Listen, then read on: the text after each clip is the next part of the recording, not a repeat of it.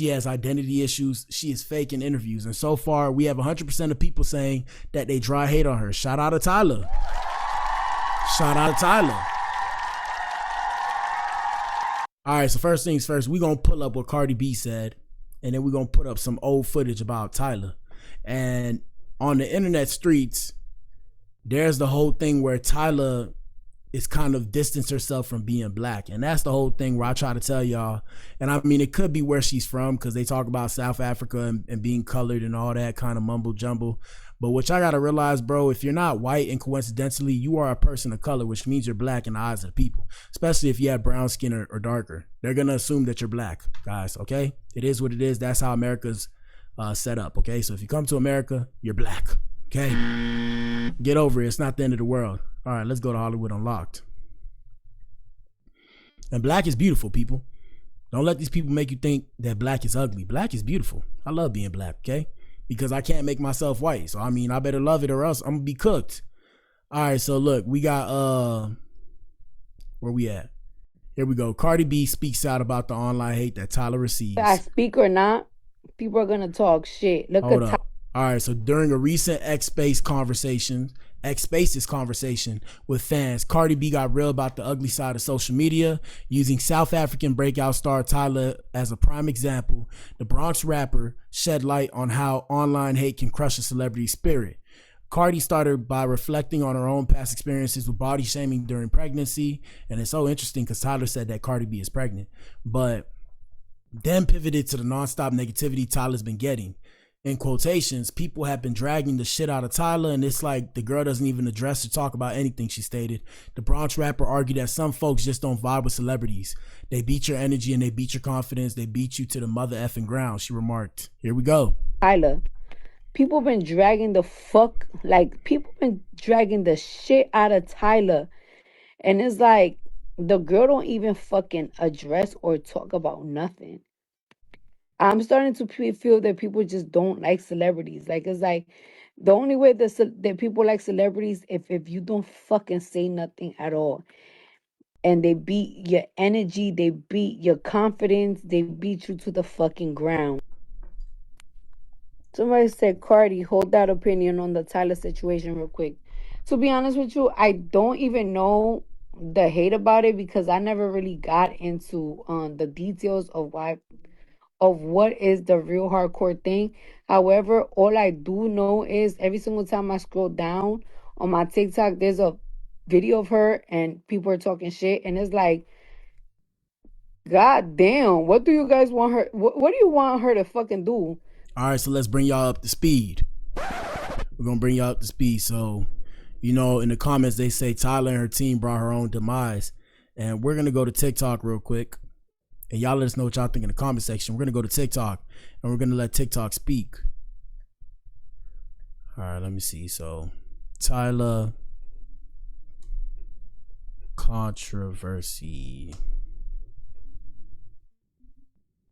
Well,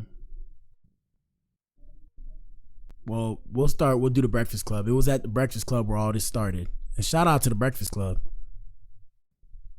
Shout out to the Breakfast Club. Here we go. First things first, Tyla's team shut down questions during the interview. Here we go. School me on these debates that they be having about your identity as a South African colored person. What does that even mean?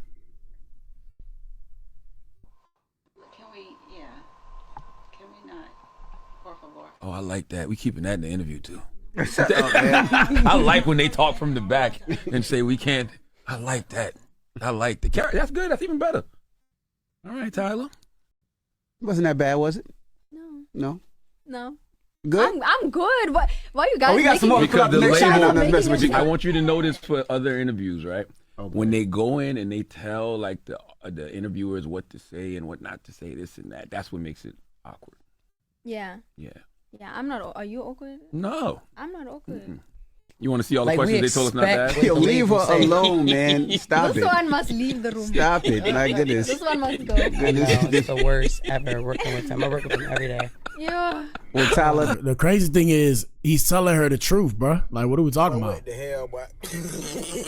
Like, they're gonna ask you controversial things that your fans are gonna want to know. Shout out to everybody that's independent artists and you want to play this game. They're gonna ask you questions that your fans may or may not want to know. They want you to address certain questions so they can, so your fans can learn more about you and love you more. So if you have an issue with that, you know everybody gonna look at you like this.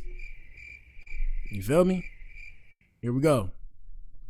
Tyler's album is Much out success right to now. you, Tyler. Yes, Thank girl. School me on. Hold on. Here we go.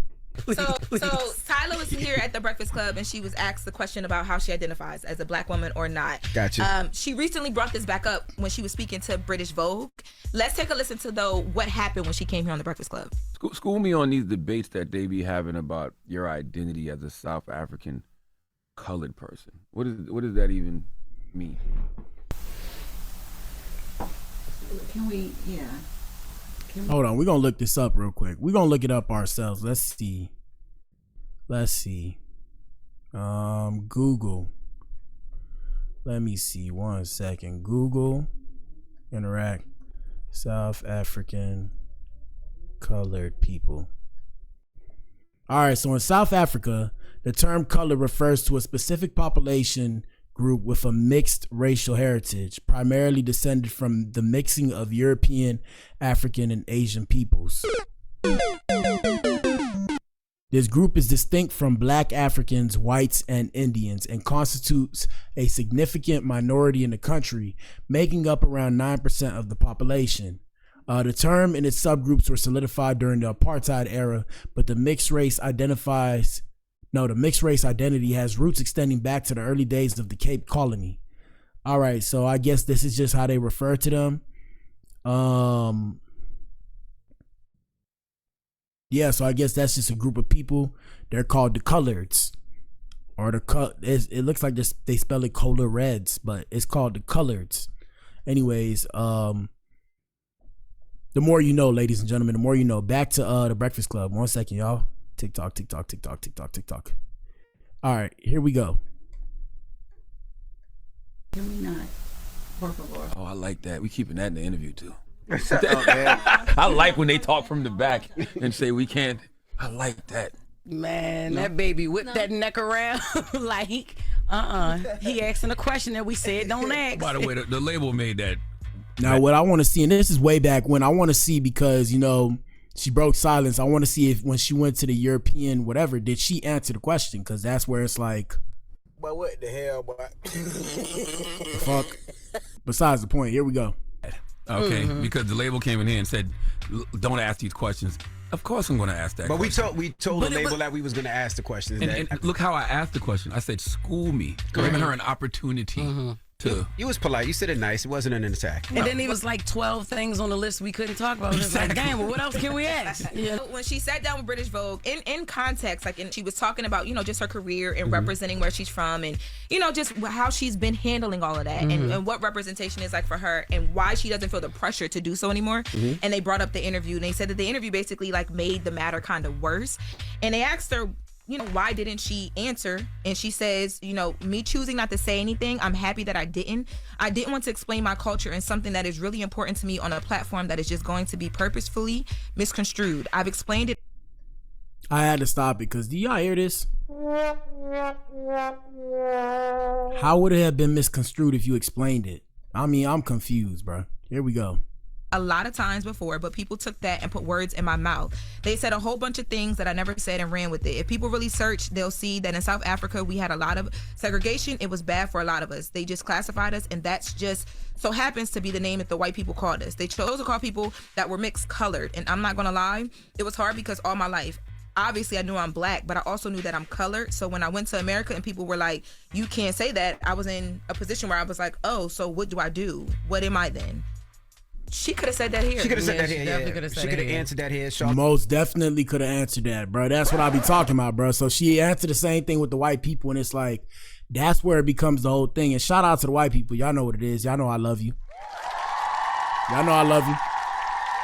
But it's like, why did you feel more comfortable answering that question over there when you could have answered the same question with the black people? If you had explained it to us, of course they're gonna have backlash regardless. But the people in the room, which was Charlemagne, Just Hilarious, DJ Envy, they would have heard what you said and been like, oh, okay, I get it. And Lauren, shout out to Lauren. They might have made a joke or two, but it was just a joke. It was just jokes. They wasn't serious. It was just an education kind of thing. Anyways, let's continue. I mean, didn't ask it a negative way. She could have just answered just like that, right? It is true. In South Africa, it was a lot of segregation. There was a lot of things going on in the past and all that stuff. And she get over here, and we care more about the actual color you are than just being colored, you know? So it's cultural differences, but she definitely could have said it. Well, she's probably more prepared to answer it now. Yeah. I think she might have been nervous about how she would be challenged in this room versus the sit down with British Vogue. British Vogue is a little bit more... But they're not going to, and it's print. You can see the copy. What if they challenge her on, though? Yeah, he said school me on it. I said school me on it. He didn't test it. He just said school me. But to be very honest, this is a very intimidating room depending on who you are when you come up here for an interview. People do come, they come up here nonetheless, but they come up here just like sometimes. Yeah, I ain't gonna lie to y'all. If y'all ever see me on the Breakfast Club, bro, y'all see I'll be popping it on here. I'm gonna be like, damn, I'm saying, hello, hi, Mr. Charlemagne. Mr. Charlemagne. Hello, Mr. Envy. Hi, Miss La Rosa. Hello, Miss Hilarious. That's gonna be me, bro. That's gonna be me. Besides the point, yeah, I mean, they're a big deal, man. Shout out to the Breakfast Club, man. They're a big deal. Let's continue. Sometimes people might come up here on edge and until they realize how cool that you are and that you're not this ugly person. You know what I'm saying? On the inside. Yeah. I'm glad you said on the inside. Yeah, why'd you say inside? Why'd you say that? Because he's not ugly right now. You could have kept going outside. You know. Once they realize his whole face do match. You know, right. Yeah. Then they'd be like, oh, okay, he's not so big. By the way, Lauren, you look better with that fake Chanel. But listen, yesterday, whenever guests come up here, if guests have things that we don't want them to ask, it's up to us whether or not we say yes or no to the request. That literally happened yesterday. There was a person that called and said, hey, I want to come up, but I don't want to be asked about this. And we said, well, we don't think we cannot ask you about that. And so the person decided not to do the interview. There's nothing wrong with that. Yeah. That's nothing wrong with that. Tripping. I'm answering everything.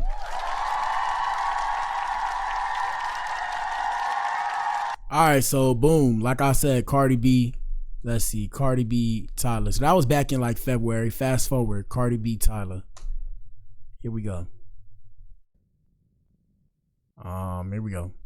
People been dragging the out of Tyla, and it's like the girl don't even address or talk about nothing. I'm starting to feel that people just don't like celebrities. Every single time I scroll down on my TikTok, there's a video of her, and people are talking and it's like, damn, what do you guys want her? What do you want her to do? Cut her veins? Like, enough. That's exactly what they want, Barty. They want blood. That's exactly what they want because people are sitting at home and their lives are miserable, so they always want to defecate on somebody who looks like they're loving their life.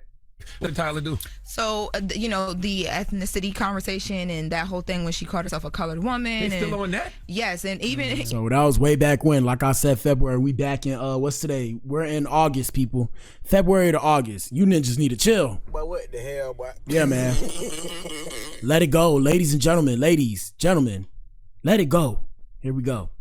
Even in like the art, because very much so, they're heavy on that. So she's releasing music and trying to move on with her life, and when things don't do well, a lot of people right now are having a conversation about if those comments are the reason why she's not translating well, especially here in the UK. She put out music. She put out a project. Go ahead. But even when she had like her brand deal, like she had a brand deal with what's the headphones thing, the Beats.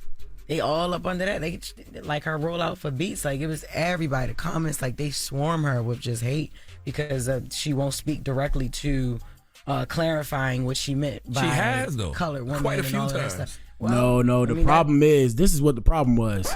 She did it on British Vogue. She didn't come to a black platform and say what she meant on a black platform when I'm pretty sure a good portion of her fan base probably is of a darker complexion. Okay? That's what it comes down to. All right, here we go. That's what Cardi is talking about, though. They keep saying it. Yeah, they still running with it, like she hasn't explained. So in July, she put out a mixtape called WWP, but people just been having a conversation about like how well the music is or isn't sticking. Like you asked, like, oh, she put out music, and at one point Tyla was, when her music dropped, you felt the songs, like you knew Tyla. She was everywhere on the radio, she was everywhere. But people are basically saying that now, fans are just not feeling it as much as she was so beloved when she first came out. Y'all do know hit records are hard, right? Like she had that hit record Water. That's hard to do again. That's why the people like the Beyoncés or the who else? The Taylor Swifts, they get the Rihannas, they get celebrated because they've had multiple hits. Yeah. The Drakes of the world, the Kendrick. When you're able to create multiple hits, SZA, multiple hits over years and years, that's hard to do. But maybe she just don't have a hit. But her music is good. It's just that when you put that on top of somebody not liking you because you say like. Influence is a thing but too. Hit records transcend all of that. There's plenty of people folks don't like, but they come out with a hit record. A good record don't mean it's a hit record. There's a difference. I will say though, I think people just like a narrative with Tyla because she has a song with I was trying to look up the name. It's with WizKid called Dynamite. I believe it's off of WWP. And people love that song. But I think it depends on who you're talking to. TikTok and different people and a lot of online conversations. Is it a top 10, top 5, number 1 on Billboard? Is it Water? That's what I'm saying. Her first Baby, song.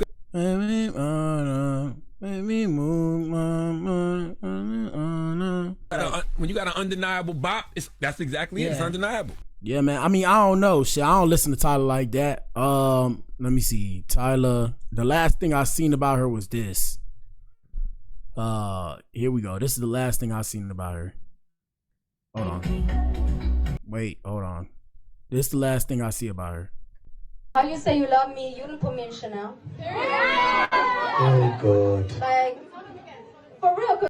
She said, "Why would you say?" Say you love me? You didn't put me in Chanel. Oh God. Like, for real, cause I can put myself in Chanel, but.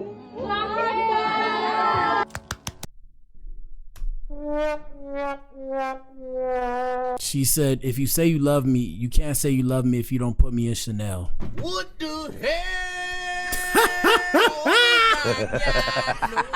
Yo, Looney, yo, Clown World, bruh.